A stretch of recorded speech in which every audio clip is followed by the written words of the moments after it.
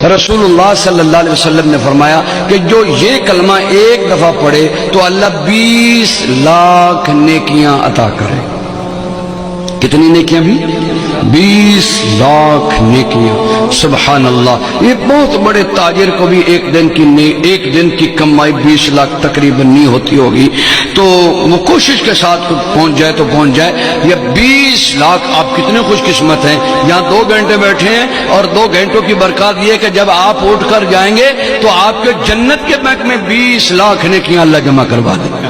وہ کلمہ کیا ہے؟ سارے پڑھیں، بسم اللہ الرحمن الرحیم، لا الہ الا اللہ وحدہ لا شریک لہ احدا صمدا لم یلد ولم یولد ولم یکن لہ کفوا احد۔